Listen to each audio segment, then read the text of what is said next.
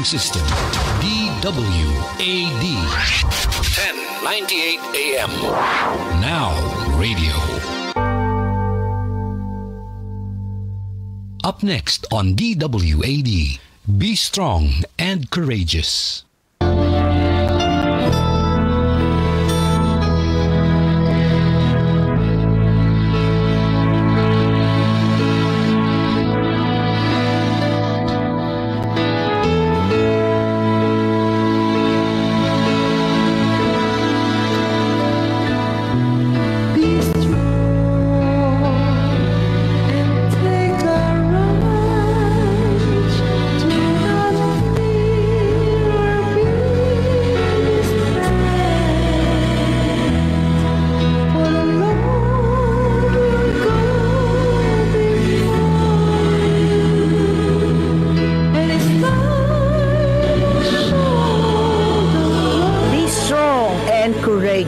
Joshua chapter 1 verse 9, Have I not commanded you? Be strong and courageous. Do not be frightened and do not be dismayed, for the Lord your God is with you wherever you go. Magpakatatag ka at lakasan mong iyong loob. Huwag kang matatakot o mawawalan ng pag-asa, sapagkat akong si Yahweh na yung Diyos ay kasama mo sang kaman magpunta. Be strong and courageous. Ako'y sa inyo, huwag kang matakot. Ako ang iyong Diyos. Di ka dapat mangamba kanino man. Palalakasin kita at tutulungan, iingatan at ililigtas. Be strong and courageous.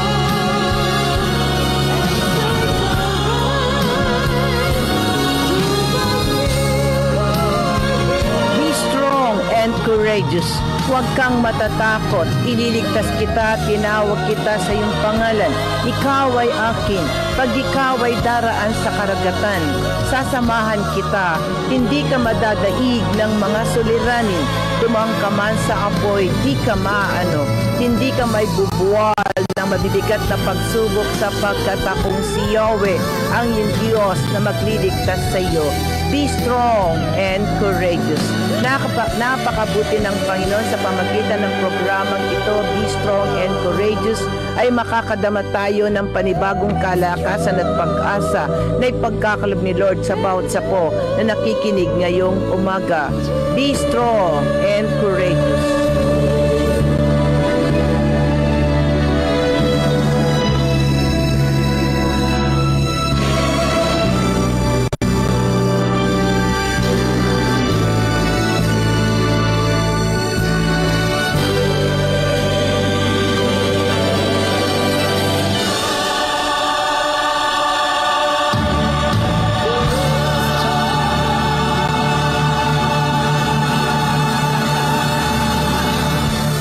Be strong and courageous. Every Wednesday po tayo. Dito lamang po sa himpilan ng DWED 1098 kHz sa Emban.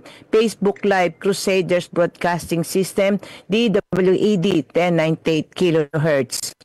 Maraming salamat po, O Lord, na muli pinahintulutan naman po niyo ang programang ito. Be strong and courageous na pinagsama-sama naman po niyo kami, Lord, sa loob ng 2 oras, kami pakakainin mo ng inyong mabuting balita, pagkain ng aming kaluluwa. Be strong and courageous. Maraming salamat po, O Lord. At ang programang ito ay inihahatid po sa inyo ng SALT. SALT, Servants of the Almighty and Loving Trinity. Kapakinggan po natin ang covenant song po ng SALT.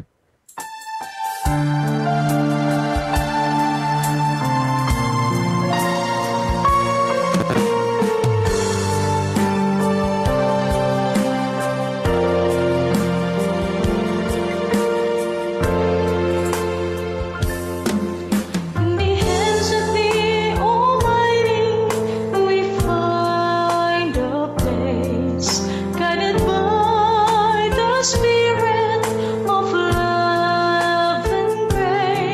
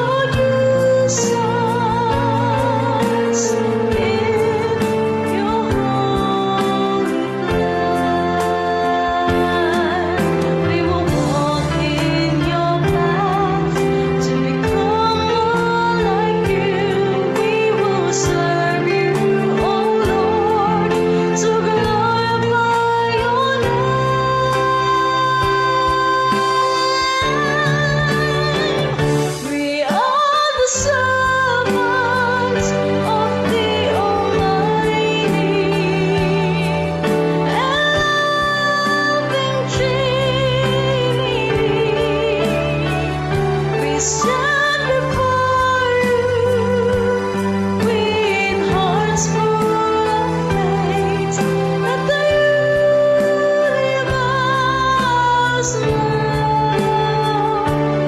We surrender our lives, Lord, use us in your holy love. We surrender our lives, Lord, use us in your holy blood.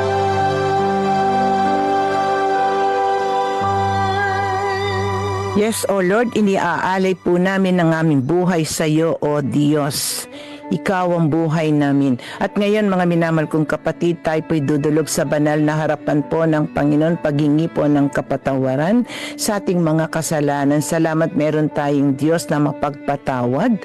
Panginoong Jesus, mahabagin Diyos, dumudulog po kami sa iyong banal na harapan. Kami, Lord, ay kawan niyo po. O mahal namin Diyos, mga kasalanan namin na iyong pawiin. Patawarin niyo po kami sa mga nagagawang kasamaan po ng aming mga isip, mata, bibig, kamay, paa, at ng buong katawan po namin. Patawad po, Lord, sa pagkakaroon ng maraming pag-iisip at puso.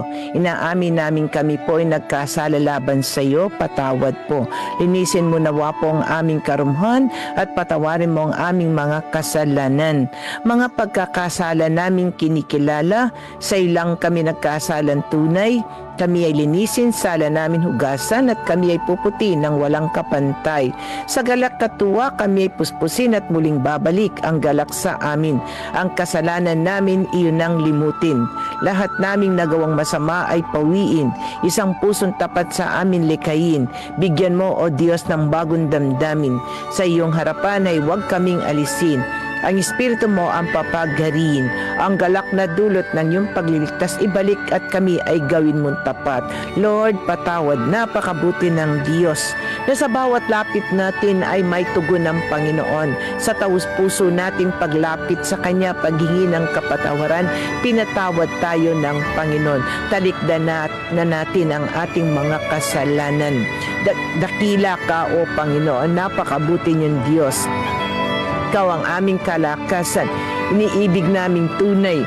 Tapat ka, O Diyos, sa sinuman tapat at napakabuti sa mga taong ganap. Kapuri-puri ka, O mabuting Diyos. Sa'y lamang ang aming lubos na pananalig pagkat ikaw ay dakila. Dakila ka, Panginoon. Ikaw ang aming ilaw sa gitna ng dilim ay nagiging tanglaw. Purihin ang lahat, purihin si Yahweh. Mabuti si Yahweh at makatarungan. Sa mababang loob siyang gabay. Sa Panginoon Diyos tayo magtiwala. Purihin si Yahweh, purihin ang lahat.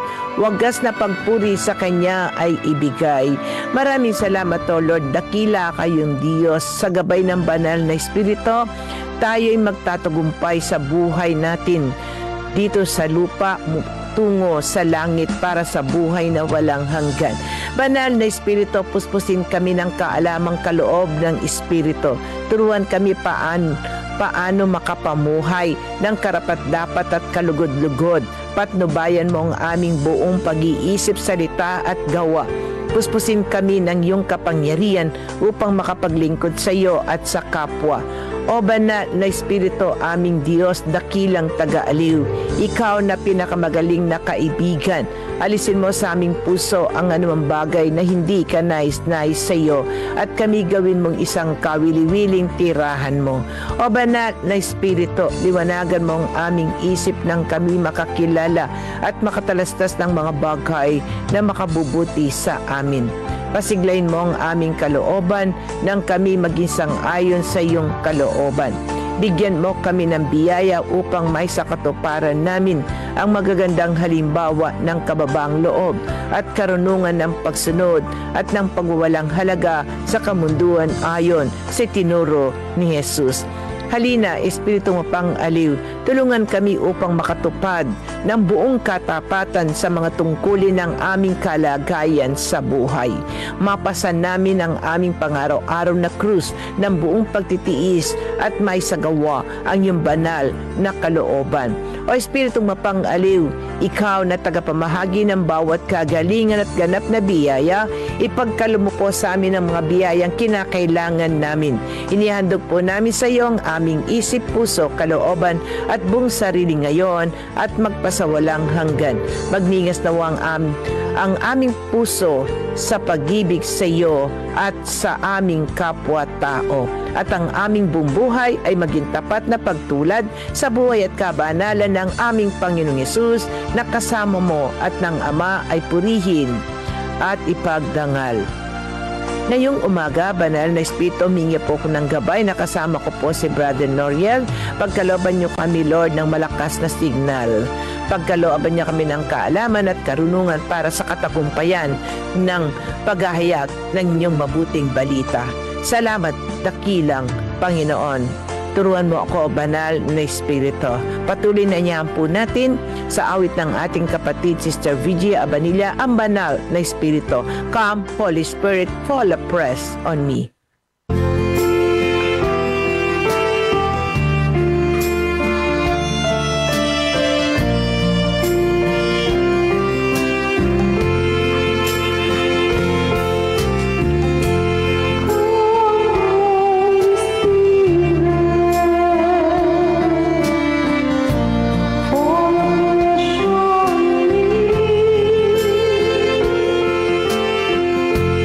Fill me with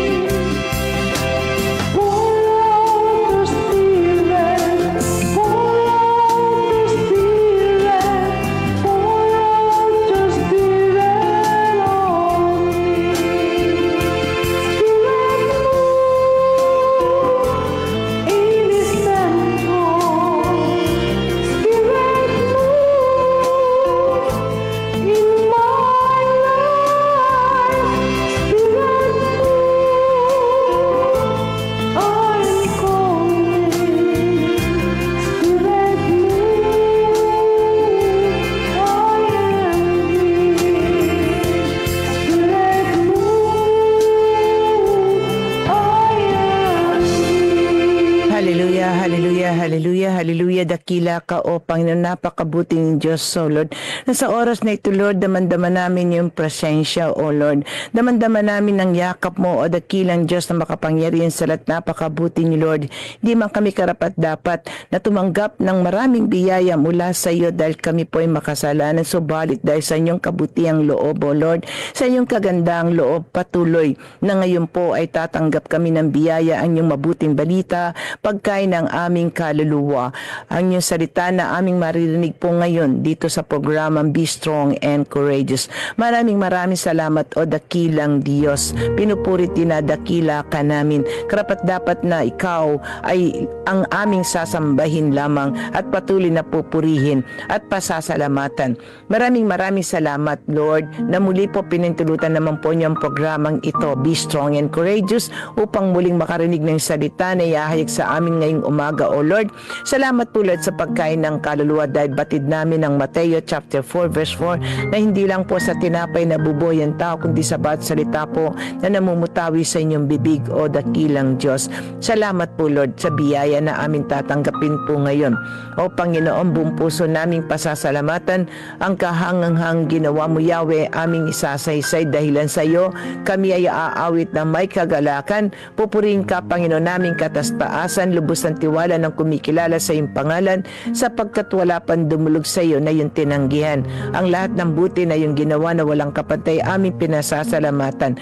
Salamat din po, Lord, sa may-ari ng himpilan po na ito, ang Dumlaut Pestaño family, na patuloy po sila ang ginagamit niyo, O dakilang Diyos, upang magpatuloy ang paghahayag ng inyong mabuting balita sa pamamagitan ng himpilan po ng DWAD 1098 kHz AM band, Facebook Live Crusaders Broadcasting System, DWAD 1098 kHz. At salamat din po sa aking mga kapatid po, sina Brother Noriel, Brother Aaron, Brother Nonong, lahat po ng employees ng DWAD. Salamat po, Lord. Hindi po kami magsasawang pasalamatan ka, O Diyos na napakabuti. Salamat po sa buhay na patuloy po na pinahiram niyo sa amin dito sa lupa at sa buhay na walang hanggan sa iyong piling sa langit para sa buhay na walang hanggan. Salamat po sa lahat ng mga spiritual at physical na pagpapala na patuloy po na pinagkakalib niyo sa amin araw-araw. Napakabuti ng Diyos, karapat dapat pasalamatan. Salamat, O Lord, sa ngalan ng Ama, ng Anak, at ng Espiritu Santo. Amen and Amen. Purihin ang dakilang Diyos. God is so good. Amen. Napakabuti po ng Diyos dahil po, muli po, narito na naman po tayo sa programang Be Strong and Courageous. Amen. Praise God. Hallelujah. Purihin ka, O Diyos na buhay. Okay po. God is so good. Amen. Dali lang po. Ayan. Okay po. Praise God. Hallelujah. Purihin ka, O Diyos. Okay po.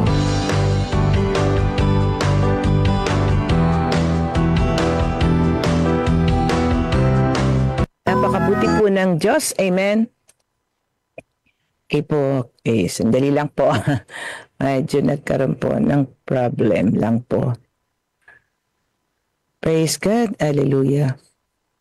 Okay po. Technical. Okay. Wait lang po. God is so good. Okay po. Okay. Wala lang po sa presentation natin. Okay po. Binabati ko po kayo, mga minamahal kong kapatid, ng mabiyayang araw po. Amen. Pinagpala po tayo ng Diyos dahil po may programa na naman po tayong mapapakinggan. Amen.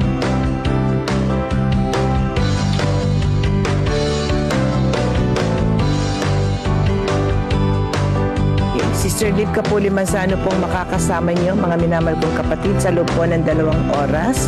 Okay po. Binabati ko po kayo ng pinagpalang araw po ngayong araw po ng Wednesday. My brothers and sisters, let's always begin the day with gladness in our hearts po. Dahil meron po tayong mabuting Diyos. Amen. Purihin ka, O Diyos. Oh. Okay. Bilang po, ayaw kong mag-function itong ano natin. Amen. Praise God. Hallelujah. Hallelujah. Purihin ka, O Diyos, na buhay. Okay po. Ayan. Okay. Praise God. Okay po. Nagluloko lang po. Sandali lang po. Okay. Praise God. Hallelujah. Okay po. Ayan. Okay, yan. Hindi po pa yung tulutan ni Lord na mahadlangan po itong ating pag-broadcast. Amen. Konting problema lang po. Ngayon, okay na. Yan. So, kasama po natin ang dakilang Diyos sa oras na ito dahil maliwanag po ang kanyang salita sa Mateo chapter 18 verse 20 kung saan may 2 o 3 na nagkakatipon sa pangalan niya ay narito po siya sa ating kalagitnaan po. So kasama natin ang Diyos. Damhin mo ang yakap ng Panginoon, kapatid. Amen? At huwag tayong mabalisa po at malungkot dahil may promise po si Lord sa verse ng ating programang Be Strong and Courageous sa Joshua chapter 1 verse 9. Be strong and courageous. Do not be frightened and do not be dismayed, for the Lord your God is with you wherever you go. Huwag kang matatakot o mawawalan ng pag-asa sapagkat akong si Yahweh ay yung Diyos ay kasama mo saan ka man magpunta. So kasama po natin ang Diyos, hindi po niya tayo pababayaan, mga kapatid ko minamahal. Amen? Dahil ang Diyos po ay mabuti. Amen?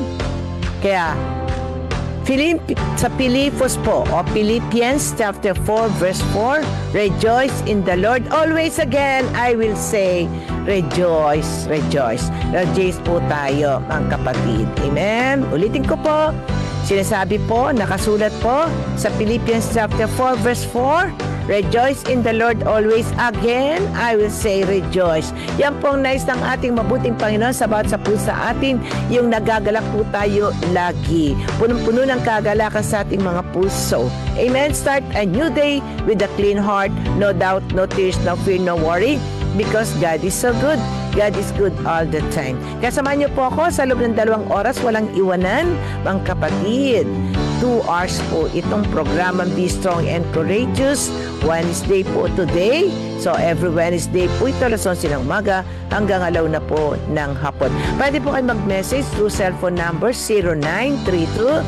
0932-866-2161. Ulitin ko po, 0932-866-2161. At ngayon, dako po tayo sa mensahe niyo po, mga minamahal kong kapatid.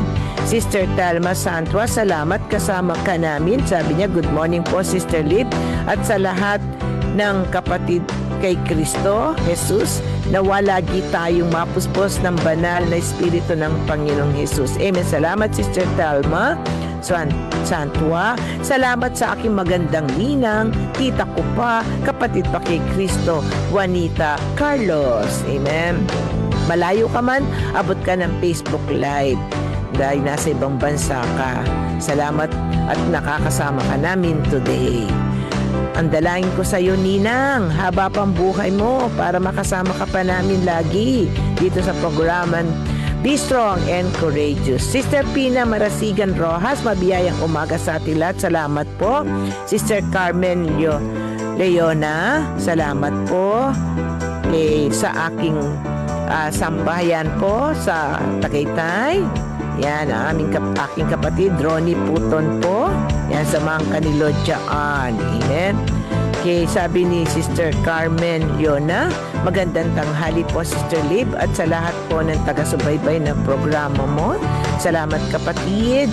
Sister Connie De La Torre ng Amazing Grace. Amen po. God bless po. Napakasipag ng kapatid natin to makinig ng salita ng Diyos. Kaya pagpapalain ka ni Lord. Ang tanging dalahin ko, pahabain pa ang buhay para kasama ka pa namin lagi dito. Sister Connie De La Torre. Sister Corazon Pendre, God bless you always po. Sister, live your family in your radio program. Salamat kapatid. Salamat sa heart. Sabi ni Sister Carmen Yona, Amen. Patawad po Panginoon sa lahat ng aking pagkukulang. Yan po alam niyo, gusto po ni Lord yung lumalapit tayo, humingi ng tawad dahil lalo po tayo napapalapit sa Kanya. Kapag humingi po tayo ng tawad sa ating mga kasalanan, lumalalim po ang relasyon natin sa Diyos. Amen. At yan po ay patunay, no, na tayo ay may kababang loob. Alam mo, pag tayo po humingi ng tawad sa Panginoon, patunay po yan na may kababang loob po tayo. Amen. Sister Connie De La Torre, sabi niya, sa pong mapagpalang umaga po sa inyo at sa inyong pamilya. God bless po. Salamat, Sister Connie De La Torre ng Amazing Grace. Sister Lucy Balancio, mapagpalang araw po sa ating lahat, mga kapatid. Higit po sa ating mabait na lingkod ng Diyos. Sister Lip, to God be the glory. Salamat po. Happy listening to the words of God po. All glory and honor be with Him. Thanks be to God and God bless us all. Salamat, Sister Lucy. Nanay Federica Tabuena, yan, mother po ni na Brother Joel Tabuena and Brother Jonathan Tabuena. Pagpalain ka ni Lord, buong pamilya po. Sister Pauline Alvarez, miss you na. Okay, Sister Leia Sevillana, and salamat. Sister Bing Limbawan, Salt Preacher po, na napakasipag. Pagpalain ka ni Lord. Sister Eva Alban, Heneba Alban, Sister wife po ni Brother Ding Alban. Pagpalain po kayo ni Lord. Sister Leia, good morning po. Sister Liv, God bless po. Salamat kapatid, salamat sa heart. Sabi ni Sister Nanay Federica Tabuena, good morning po Sister Liv, salamat po. Maririnig ko na naman po ang mabuting balita na ipahayag po ninyo. God bless you and family. Ingat po sa pagbiyahe. Yeah. After broadcast po, babiyahin na ako papuntang Pampanga po. Amen. Okay, pakisama po ang aking apo sa pamangkin na operahan sa ulo. 1 month pang 1 month. Salamat po. Purihin ng Diyos. Hey, sa ulo, operahan po. Maghimala ang Diyos sa apo mo. Sister Federica Tabuena, Nanay Federica Tabuena, pray tayo. Si Lord po tumutugon sa ating panalangin. Amen. Sister Rosa David, good morning po. Sister Lee, ganun din sa iyo. Sister Marilu Feliciano ng Sacred Heart of Jesus, thank you Lord sa araw-araw na biyaya at buhay na bigay mo sa amin. Salamat kay Sister Lee dahil makakarinig na naman po kami ng salita ng Diyos. Mapagpalang araw, Sister Lee, kasama ang iyong mga mahal sa buhay. Yan. Salamat. God bless us all. Salamat kapatid. Ganun din sa iyo, buong pamilya mo, Sister Marilu Feliciano, na pagpalain kayo ng Panginoon habang buhay. Sister Geraldine Powell Gomez, morning po. Morning din. Salamat po. Amen. Si Brother Victor, yan, Herman Victorino. Salamat po, kasama ka namin. Okay po, ayan, tingnan lang natin. So, nabasa naman po natin yung mga message dito sa kabila. Ayan, salamat po mga kapatid. At mamaya pa po yung iba na magme-message sa habol. Ngayon, dako na po tayo sa ating mabuting balita po. Makinig ang may pandinig. Hallelujah.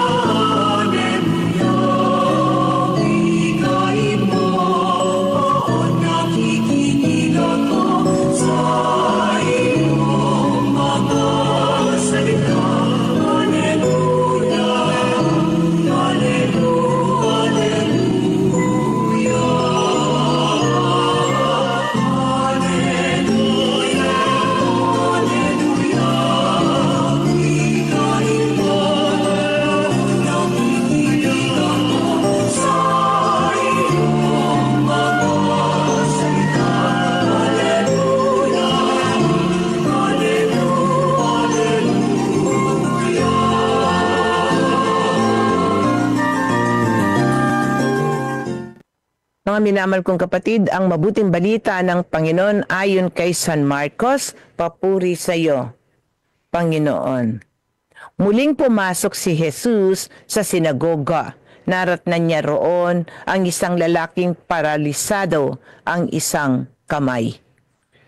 May ilang taong naroon at tinaabangan kung pagagalingin ni Jesus ang lalaking iyon sa araw ng pamamahinga upang may maiparatang sila laban sa kanya. Tinawag ni Jesus ang lalaking paralisado ang kamay. Halika rito. Pagkatapos tinanong naman niya ang mga tao, alin ba ang naayon sa kautusan? Ang gumawa ng mabuti o ang gumawa ng masama sa araw ng pamamahinga? Ang magligtas ng buhay o ang pumatay? Ngunit sila'y hindi sumagot. Tinignan ni Jesus ang mga taong nakapaligid sa kanya.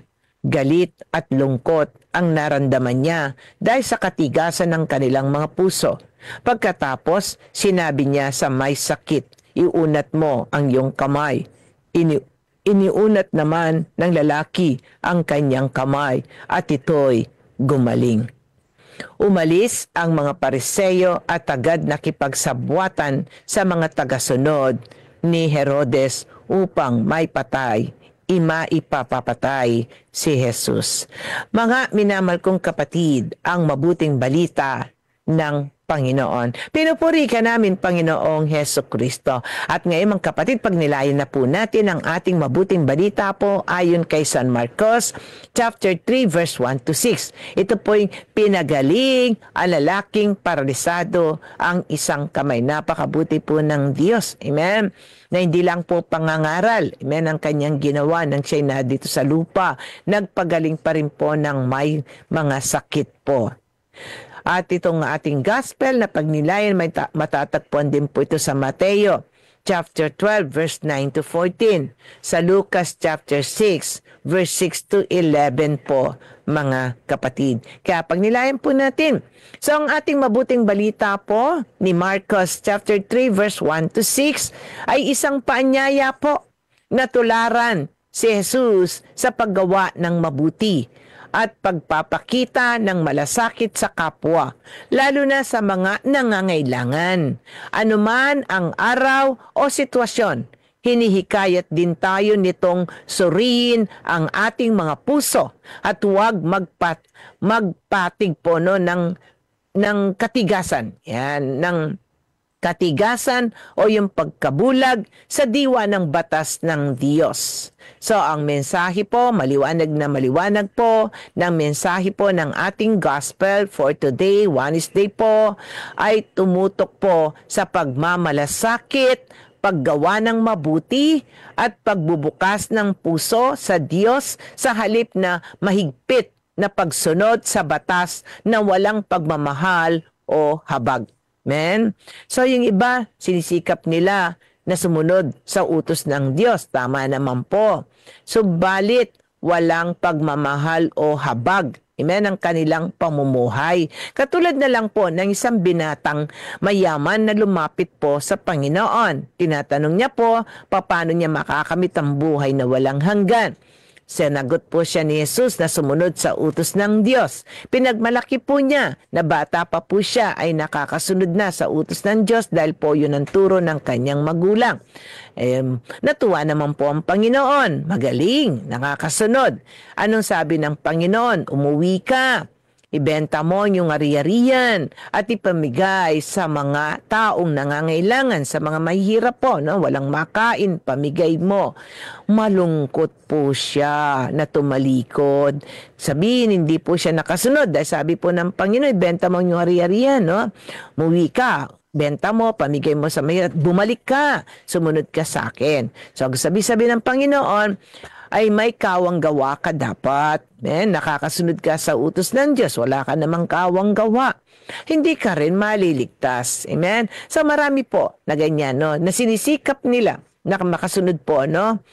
Sa batas na minsan nawawala na ng kahulugan po yung pagsunod nila dahil walang pagmamahal o habag. Amen? So gumawa ng mabuti sa lahat ng oras. Walang pinipili po ng oras ang paggawa ng mabuti. Kahit anong oras po yan, araw man ng pamahinga, pwede ka pong gumawa basta't mabuti. Dahil pag gumawa ka ng mabuti, ang Diyos ang minamahal mo, ang Diyos ang sinusunod mo, ang Diyos ang tinutularan mo, dahil ang Diyos ay mabuti. Maliwanag po ba? Ang mabubuting gawa ay isang panawagan para sa lahat ng mga Kristiyano, mananampalataya po, na sa buhay ang pananampalataya at utos ni Jesucristo. Lahat po tayo ay hahatulan sa pamamagitan ng ating mga gawa na isinagawa po, mga kapatid. Kaya gumawa po ng mabuti lagi. Walang pinipiling oras o araw ang paggawa ng mabuti. Dapat gugulin po sa mga bagay na may kahulugan ang bawat sandali po ng ating buhay na may hangganan po. Hindi yung ubusin mo lang yung maghapon mo sa kaka-cellphone tapos maninirang puri ka pa. Di po ba maraming ganyan? Ipopost niya po yung paninirang puri pa niya sa isang taong galit na galit siya. Amen? Ilaan po natin sa mga bagay na nakagagaling po sa marami ang ating panahon po. Yung makabuluhan po, gamitin natin ang ating panahon po sa makabuluhan, katulad po ng pakikinig ng salita ng Diyos. Katulad po ngayon, 2 oras tayong kakain, pagkain ng ating kaluluwa. So mabuti po ang ating ginagawa. So kahit araw po ng pahinga ay nagpagaling po si Jesus ng isang lalaki na hindi may galawang kamay. So nang pagalingin po siya ni Jesus, nagalit po ang mga taong kontra kay Jesus. Yung inggit po sa kanya dahil baka malampasan pa sila ni Jesus, mawalan tuloy sila sa pwesto nila.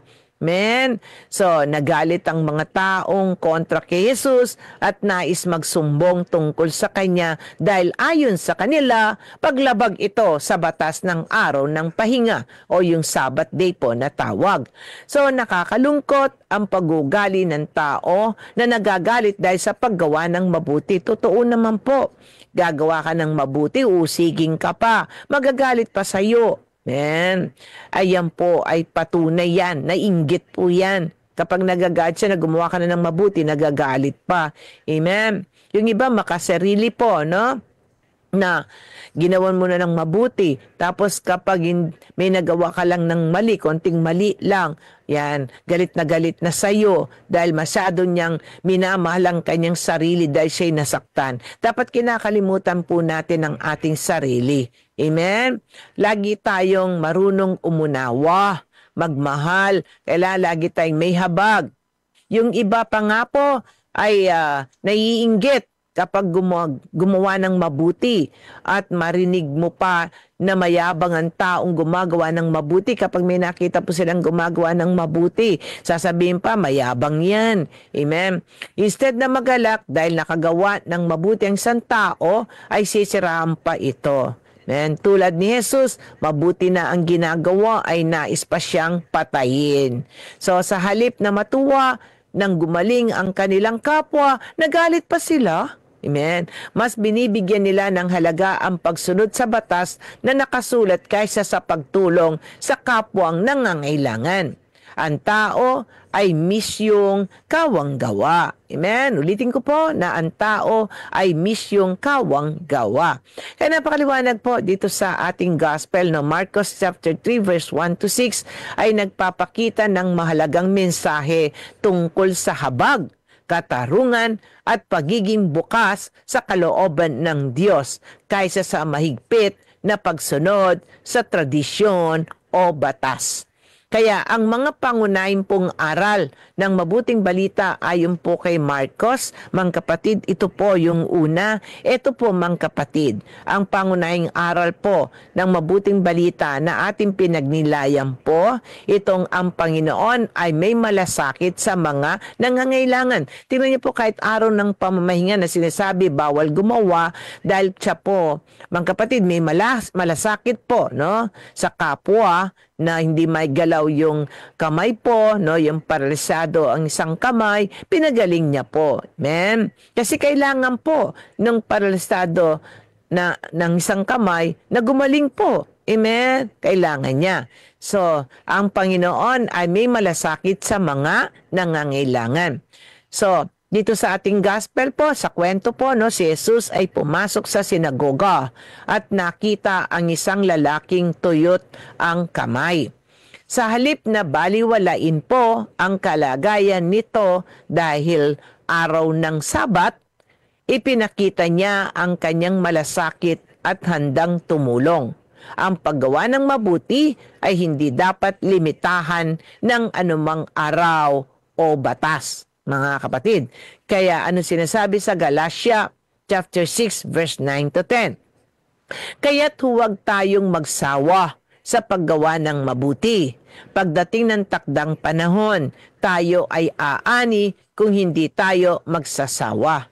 Kaya nga, sa lahat ng pagkakataon ay gumawa tayo ng mabuti sa lahat ng tao, lalo na sa mga kapatid natin sa pananampalataya. So maliwanag po ang utos sa atin na huwag daw tayong magsawa po na gumawa ng mabuti.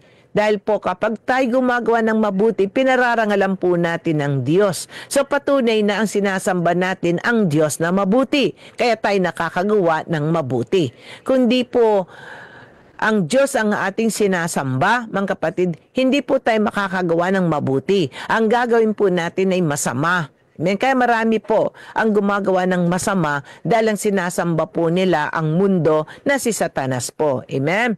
Subalit kung ikaw ay patuloy na gumagawa ng mabuti, ang sinasamba mo walang iba kundi ang Diyos. Kaya ang utos po sa atin, huwag tayong magsawa sa paggawa ng mabuti. Tingnan niyo po, pagdating ng takdang panahon, tayo po ay aani kung hindi tayo magsasawa. So kung anong tinanim natin, yun ang aanihin natin. So dahil tayo nagtanim ng mabuti, aani tayo ng mabuti. Alam niyo po kung anong mabuti na unang-unang aanihin po natin, yung buhay na walang hanggan po sa piling ng Panginoon. At dito sa lupa, araw-araw ng buhay natin, mga kapatid, masagana at ganap.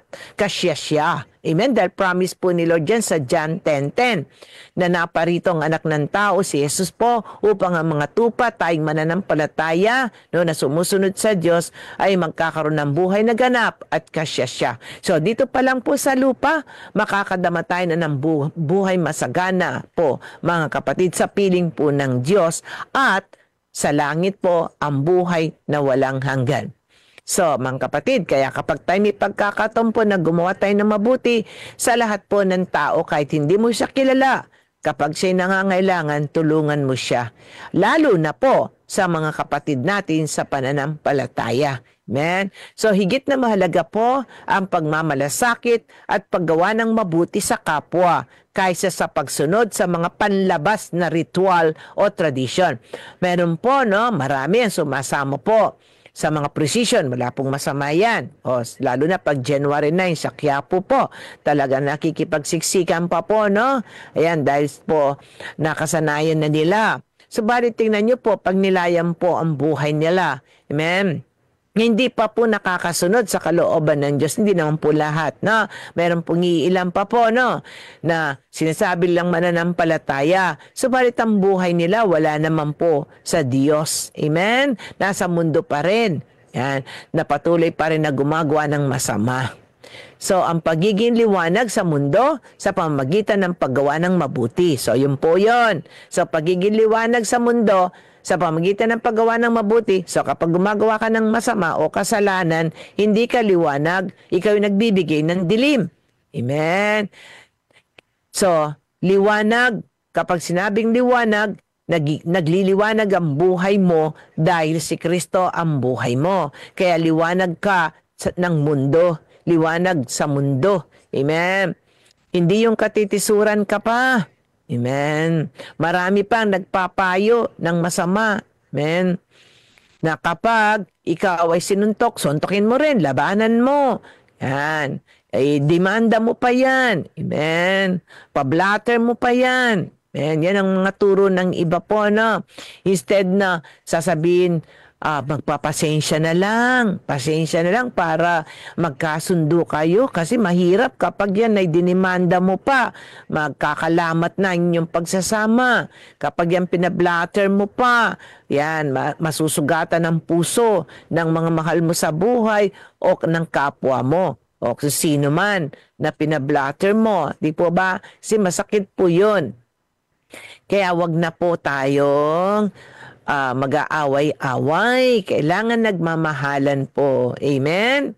So, maliwanag po mga kapatid na dito po pinakita po ng Panginoon sa ating gospel na may malasakit po siya sa mga nangangailangan. Amen? Kaya po, anong sabi po sa Mateo chapter 5 verse 16? Na dapat ninyong paliwanagin ang inyong ilaw sa harap ng mga tao upang makita nila ang inyong mabubuting gawa at papurihan ang inyong Ama na nasa langit. So maliwanag po ba mga kapatid na nawa po magliwanag ang ilaw po. Sino ang ilaw? Walang iba kundi si Kristo. Magliwanag ang ilaw sa ating buhay, walang iba hindi po kundi si Kristo, na makita po ng kapwa natin si Kristo sa buhay natin. Amen? So, ang ginawa po ni Jesus sa isang halimbawa po ng mabuting gawa, no, na nagpagaling po siya, na nagpapakita ng kanyang pagiging liwanag sa gitna ng kadiliman po ng legalismo. So, mga kapatid, nagmalasakit po siya dito sa isang tao po, isang lalaking paralisado, ang isang kamay po. Amen? Pangalawa, dako po tayo mga kapatid dito po sa pangunahing aral po ng mabuting balita natin po ayon kay San Marcos chapter 3 verse 1 to 6 po. Ang pangalawa, ito po ang pagiging bukas sa tunay na diwa ng batas. Men, minsan po, iba sumusunod sila sa batas na wala namang pagmamahal at habag. Amen? Kailangan ang pagsunod natin sa batas may pagmamahal at habag. Oo nga, bawal po na gumawa sa araw ng pamamahinga. Subalit, mga kapatid, nangangailangan isang kapatid ng kagalingan. Amen? So, kailangan po no, na may pagmamahal. Amen. At habag ang pagsunod natin sa utos ng Diyos sa mga batas po. So, pagiging bukas sa tunay na diwa ng batas. Ang mga Pariseo po ay masyadong nakatuon sa pagsunod sa araw ng pamamahinga o yung Sabbath day po na tinatawag nila. At hinanap nila ang pagkakamali ni Jesus sa pagpapagaling po sa araw na iyon sa isang lalaking paralisado ang isang kamay. Ngunit ipinaalala po ni Jesus na ang araw ng pamamahinga o Sabbath day po ay ginawa para sa tao, hindi tao para sa araw ng pamamahinga. Mga kapatid, ginawa po yung araw ng pamahinga po para sa tao na makapagpahinga, no, na ang gawin lang po niya no, sa araw ng pamahinga ay yung ang Diyos, amen, ang kanyang kausapin, ang kanyang kwentuhan, amen, ang kanyang nasa piling, ang araw na iyon, amen. So, hindi po yung bawal gumawa ng mabuti. Dahil nga po, itong paggawa ng mabuti po ni Jesus sa araw ng pamamahinga ay minasama po ng mga Pariseo. Kaya nga po maliwanag, ano po sinasabi sa Marcos chapter 2 verse 27 to 28. Sinabi rin ni Jesus, itinakda ang araw ng pamamahinga para sa kabubuti ng tao. Hindi nilikha ang tao para sa araw ng pamamahinga. Ang anak ng tao ay siyang Panginoon ng araw ng pamamahinga. Amen? So, ang araw ng pamamahinga ay para sa kapakinabangan ng tao. At ang habag ay higit sa anumang seremonya o tradisyon. So, ang batas ng Diyos ay dapat gamitin para sa katarungan, pagmamahal at kabutihan, hindi para sa pagkondena o puwersahang pagsunod. Kailangan yung pagsunod mo may pagmamahal. Kaya ka sumusunod sa nanay, tatay dahil mahal mo sila. Kaya ka sumusunod sa Diyos dahil mahal mo ang Diyos. Amen? Patunay na mahal mo ang Diyos kung ikaw ay sumusunod. Amen? Pero kung ikaw patuloy na pagsuway, hindi mo mahal ang Diyos. Amen? So maliwanag ba mga minamahal kong kapatid ng pagsunod po sa mga batas, amen, may kalakip yan na pagmamahal. Amen?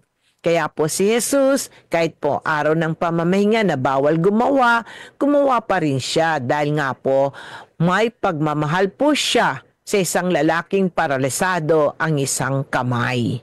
Amen?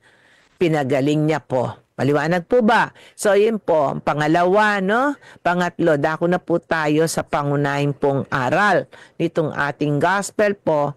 No? Sa pangatlo, ito po, huwag hayaang ang pusong matigas ang manaig. Yan, huwag patigasin ang puso. Yan, kapag yan ay tumigas na, naku po, talagang masasanay na sa paggawa ng kasalanan at hindi na niya kikilalanin si Kristo na tagapagligtas. O, saan ka mapupunta sa impyerno kapag ang puso mo ay nanatiling matigas yan? Kaya huwag hayaan ng pusong matigas ang manaig. Kasi nga po itong Pariseo, inuusig ang Panginoong Yesus na maganda naman ang kanyang ginawa. Bakit siya po ay pinagbabawalan at isusuplong pa sa sa pinuno po nila. Amen. So, huwag hayaang ang pusong matigas ang manaig. Nawa lagi no, na meron tayong pusong nagmamahal, pusong tapat, pusong dalisay, pusong maunawain. Amen. So, si Jesus po ay nalungkot sa katigasan ng puso ng mga Pariseo. Sa halip na makita ang kabutihan po sa kanyang ginawa dahil pinagaling niya po ang isang lalaking paralisado ang isang kamay, ay nagplano pa po sila ng masama laban sa kanya. Isuplong siya na lumalabag sa batas. Isumbong siya. Amen.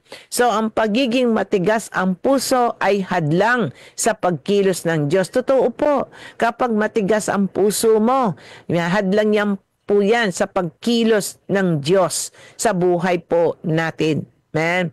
Kaya, ano po sinasabi sa Hebreo chapter 3 verse 15, kapag narinig ninyo ngayon ang tinig ng Diyos, inyong pusong huwag patigasin, tulad noong kayo'y maghimagsik sa Diyos. Ulitin po natin, Hebreo chapter 3 verse 15.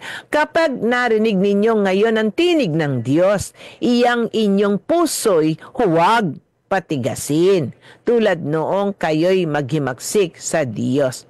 Amen? So kapag narinig na po natin ang tinig ng Panginoon na tinatawag tayo para sa pagbabalik loob, makinig na po tayo. Amen? Sumunod na tayo. Magbalik loob na tayo. Dahil may tendency po na titigas ang ating puso kapag hindi tayo kaagad nagbalik loob sa Diyos. Na makasanayan na natin na gumawa ng kasalanan. Amen? So, titigas ng ating puso. Amen? So, ang mga Pariseo po dito sa ating gospel ay naging bulag sa kabutihan ni Jesus dahil po sa katigasan ng kanilang puso. Ang paalalang ito po ay tumutukoy sa pagbubukas ng ating puso sa grasya po ng Diyos. Open our hearts po. Amen. Buksan natin ang puso natin para matanggap natin, amen, ang grasya po ng Diyos. Ito nga pong pagbabalik loob po sa Kanya. Amen. Pagsisit, pagtalikod sa mga kasalanan. Amen? Kaya ano sabi po sa Ezekiel chapter 36 verse 26 po, bibigyan ko kayo ng bagong puso at bagong espiritu. Ang masuwayin ninyong puso ay gagawin kong pusong masunurin. So yun lagi nating idasal po, na bigyan tayo ng bagong puso at bagong espiritu para sa bagong buhay spiritual. Amen?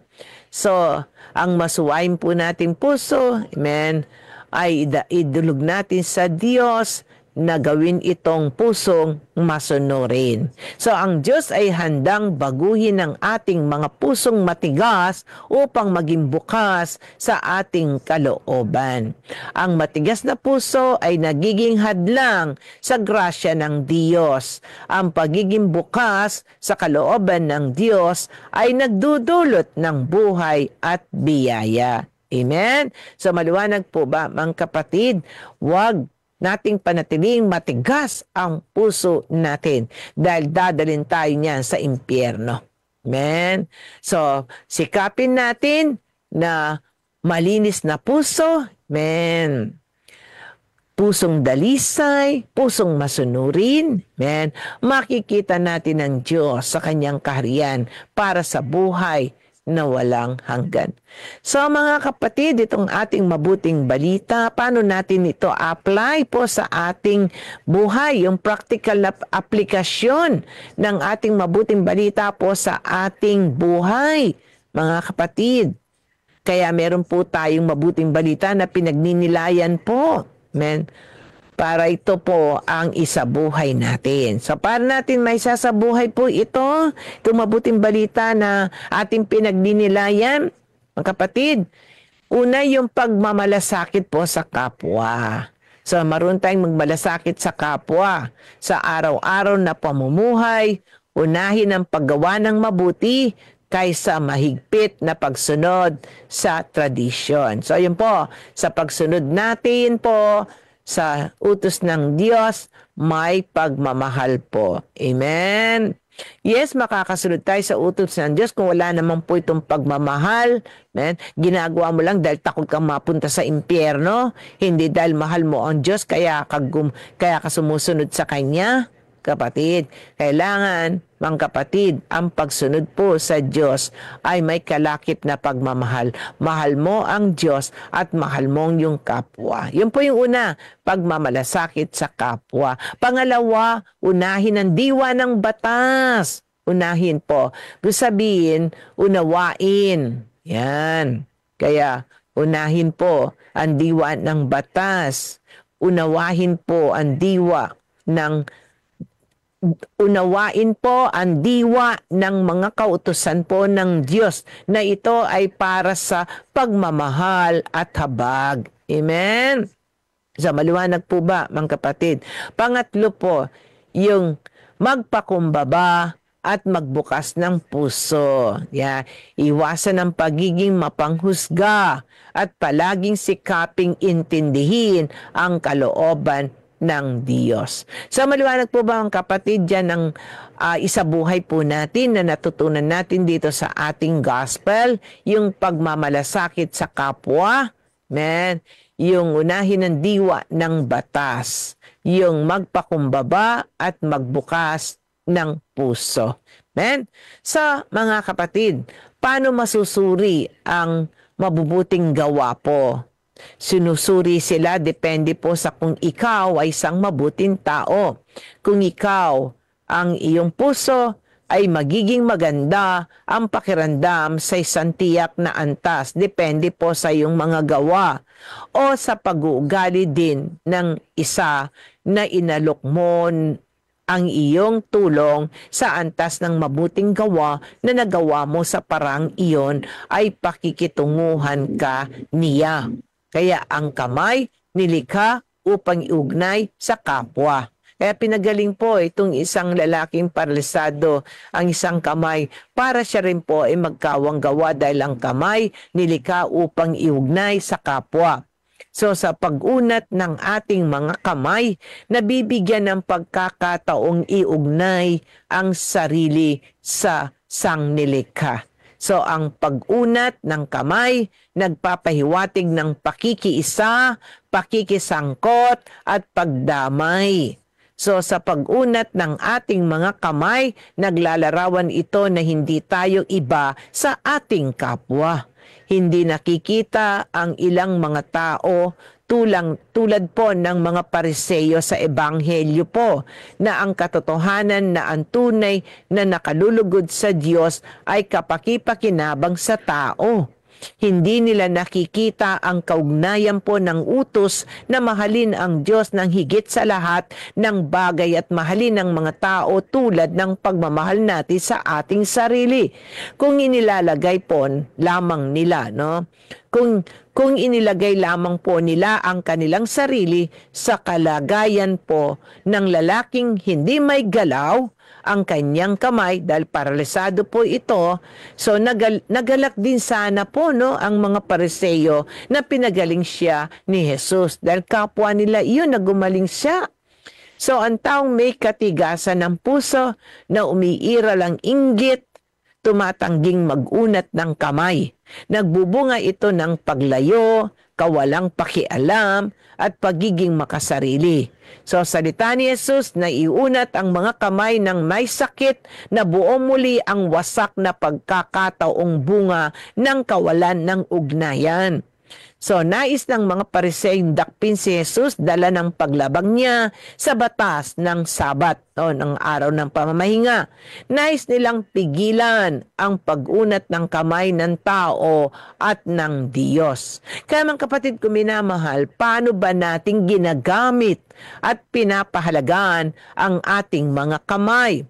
Naku, yung iba, alagang-alaga ang kamay, physically alagang-alaga ang kamay. Palinis ng palinis, manicure pa, yang haba ng kuko. Amen. Kaya pala mahaba ang kuko para pag nakipag-away, kalmot. Amen. Biro lang po. Amen. So, ginagamit ba natin ito sa kabutihan at paglilingkod sa ating kapwa, yung ating kamay, o sa paggawa ng kasalanan at physical na pananakit sa iba? So, pag nila'y mabuti, saan mo ginagamit ang iyong kamay, kapatid? Binigyan tayo ng Diyos ng mga kamay upang ipagpatuloy natin ang kanyang misyon na ipangaral ang mabuting balita ng kaligtasan sa pamamagitan ng mabubuti nating gawa. Mga kapatid, gamitin ang kamay, hawakan ang Biblia. Amen. Basahin ang Biblia, ilipat sa next page paggamit ng kamay. Amen. Gamitin natin ang ating kamay sa pagtulong. Amen. Sa ating kapwa. Amen. So, gamitin natin ang kamay sa mabuti lamang. Wala na ang Panginoong Hesus sa ating piling ngayon. Amen. Dahil siya bumalik na sa kanyang Ama, subalit kasama natin ang banal na Espiritu. Pero tayo po sa kasalukuyan ng kanyang buhay na presensya po. Dahil sa gabay po ng banal na Espiritu. Ang kanyang mga kamay at paa na magpapatuloy sa kanyang misyon, no, sa pamagitan po natin. Si Jesus mismo ang nagsabi na anumang kabutihan ang gawin natin sa kapwa, sa kanya nating ginagawa. Iyon ang pagsambang tunay na kalugod-lugod sa Diyos. Ang may gawing mabuti sa kapwa, suriin natin ang sarili kung sa paanong paraan nating ginagamit ang ating mga kamay. Mga kapatid, suriin mabuti. Saan mo ginagamit ang iyong kamay? Pasalamatan natin ang Diyos sa napakaraming pagkakataong ginamit natin ang ating mga kamay sa paggawa ng kabutihan, sa pagtapik sa balikat ng kapwa nating nahihirapan, sa pagbigay ng tubig at makakain sa taong nauuhaw at nagugutom, at sa pagkalinga sa mga may sakit at kapansanan. Humingi rin tayo ng tawad sa mga pagkakataong ginamit natin ang ating mga kamay sa mga gawaing makasarili na naging dahilan ng paghihirap ng ating kapwa. Pag nilay natin mabuti, anong ginagawa ng mabuti ng ating kamay? Kung may nagagawa man siyang masama, baguhin na po natin. Gawin na natin ang mabuti. Amen? So kahit na inusig ng mga Pariseo si Jesus sa paglabag sa araw ng pamamahinga, sa katunayan nilabag lamang po niya ang kanilang labis na pagpapakahulugan dito. Sinabi ni Jesus na ang pagdiriwang ng araw ng pamamahinga ay hindi dapat maging isang ritual na kailangan sundin anupat na ipagwawalang bahala ang mahalagang pangangailangan ng tao. Masunod lang ito. So si Kristo ang Panginoon ng araw ng pamamahinga. Ang araw ng pamamahinga ay dapat gamitin upang bumitiw sa ating gawain sa araw-araw at sa pagsisikap sa material na pakinabang at bumaling sa Diyos bilang isang pangako na siya nga ang Panginoon nangingibabaw sa lahat sa buhay, na siya ang number one sa buhay natin. Pakita natin po yan. Amen. Na siya ang number one sa ating buhay. Kaya po may araw ng pamamahinga dahil mahal po tayo ng Diyos. Amen, na ibig niya na magpahinga tayo at siya ang ating kapahingaan. Amen. So lagi po natin tandaan ng mga salita at gawa ni Jesus ay nagtuturo sa atin na ang araw ng Panginoon ay dapat maging isang pagkakataon upang tulungan ng mga nangangailangan sa espiritual, gayon din sa physical. Araw ng pamamahinga ay ang pagsamba sa Diyos at paggawa ng mabuti sa kapwa. So alam ni Jesus ang tunay na diwa ng araw ng pamamahinga. Kaya naman mas pinili niyang magmahal at tumulong sa nangangailangan. Kaya pinagaling niya po ang isang lalaking paralisado ang isang kamay dahil mahal niya ito. Sa kanyang pagpapagaling sa may sakit sa araw ng pahinga, ipinakita ni Jesus na sa kaharian ng langit, ang batas ng pag-ibig ang siyang pinakamahalaga.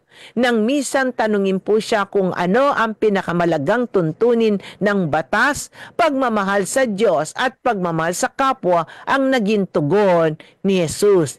At sa Ebanghelyo po ni Juan, nagbigay siya ng bagong utos. Ano sabi niya po sa 1 chapter 13 verse 34, mag-ibigan kayo kung paano ko kayo'y inibig, gayon din naman mag-ibigan kayo. Kaya mga minamahal kong kapatid, maipakikita ang pagmamahal sa Diyos sa paggawa ng mabuti sa kapwa. Laging piling magmahal, magmalasakit at tumulong sa nangangailangan. Ito ang gawain tunay na kalugod-lugod sa Diyos. So, ano-ano ba ang mga dahilan ng pagiging abala natin, mga kapatid? O, yung iba, magpayaman sa material na bagay, maging tanyag o matagumpay. Ito ba, mga kapatid, dahil ikaw ay laging abala? Amen. So, mga dahilan upang tayo ay makalimot at kaligtaang gawing banalang araw ng linggo o sabat. Dahil sa busy sa pagpapayaman, hindi po masama ang kayamanan. Dahil pwede natin gamitin yan sa paglilingkod para dito sa ating bagong buhay. Ang masama ay wala na si Lord sa buhay mo. Puro na kayamanan. Number 1 na sa buhay mo ay kayamanan. Ang sinasamba mo na ang kayamanan dito sa mundo na nawawala naman din iyan. Amen? At yung iba, yung gustong maging tanyag sila, sikat. Amen?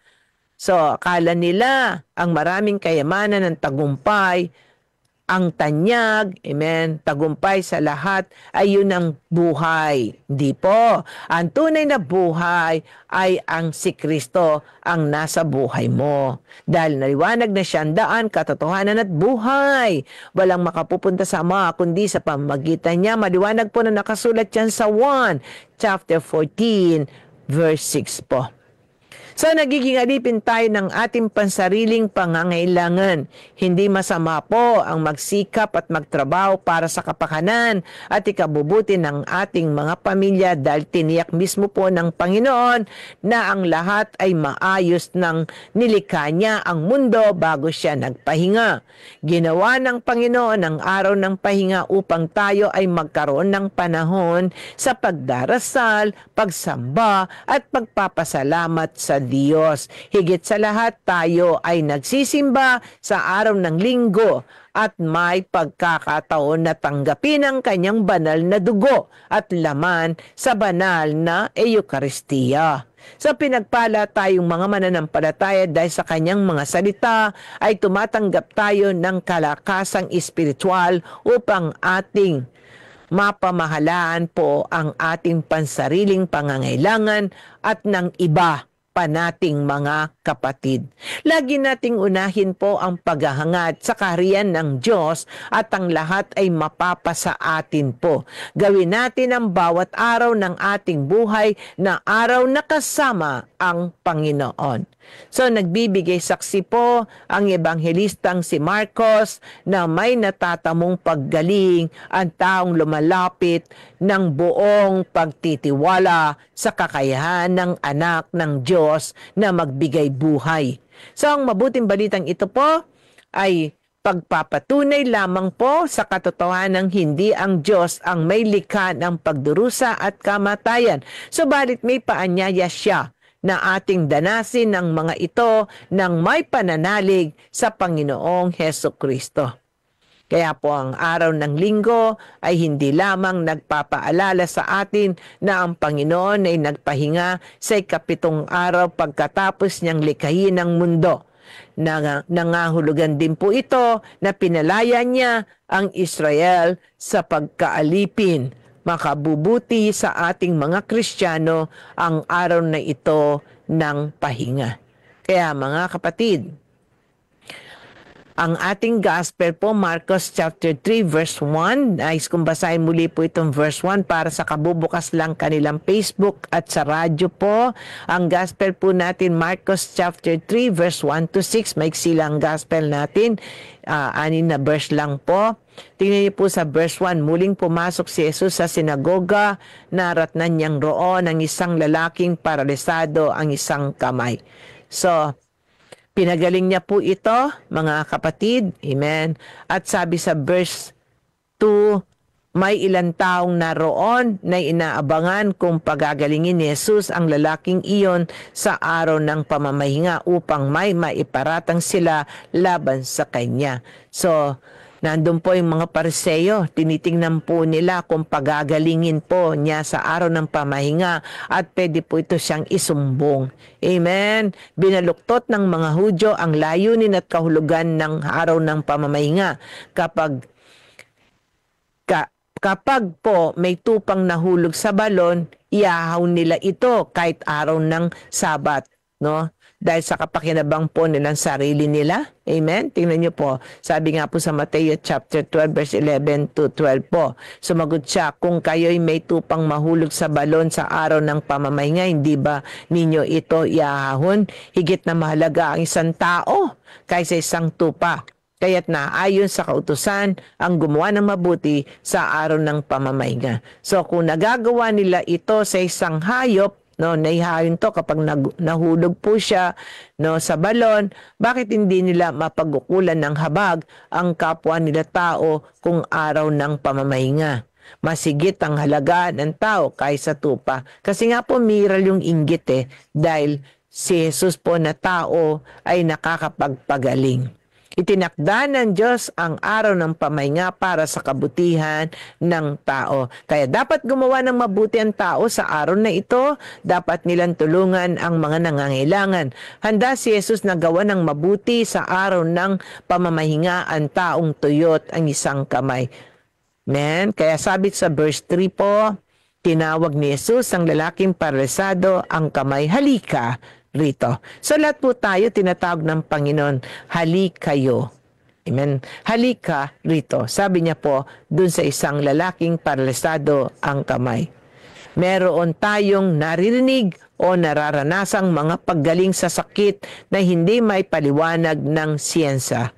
Kalimitan ang pag-iwas sa hapis na dulot po ng pagpanaw ng mahal sa buhay ay baling po ng ating pansin sa Diyos bilang isang huling paraan lamang po. Kaya po ang pagdurusa ay kakambal ng buhay sa mundo at tayo'y nakararanas nito sa araw-araw ay halos nakakalimot na sa tunay na kahulugan nito ayon sa ating pananampalataya. Ang katotohanan ay walang misteryong nakabalot sa mga biyayan dumarating sa lubos ng pagtitiwala sa Diyos. Amen. Kaya po sa Marcos chapter 3 verse 4 ng ating gospel, pagkatapos tinanong naman niya ang mga tao, alin ba ang naayon sa kautusan, ang gumawa ng mabuti o ang gumawa ng masama sa araw ng pamamahinga, ang magligtas ng buhay o ang pumatay, ngunit sila hindi sumagot. Ngunit sila hindi sumagot. Amen. So walang maisagot ang mga Pariseo. Wala silang masabi sa harap ng simpleng katotohanan ng sakyan ni Jesus ang pananaw nila sa araw ng pahinga. Ang pagbaba sa makitid na patakaran ng bawal. So para bang sinabi ni Jesus, sige, halimbawang totoo nga na ang lahat ay nauuwi sa batas na nagbabawal. Ano naman ang pwede sa linggo o araw ng pamamahinga? Mabuti ba o masama? Magbigay buhay o baliwalain ang buhay? So plastado sila sa sulok ng maling pananaw. Wala silang may tugon, kundi galit dahil sa pagkapahiya at ipinamukhang kamalian nila sa takbo ng pag-iisip.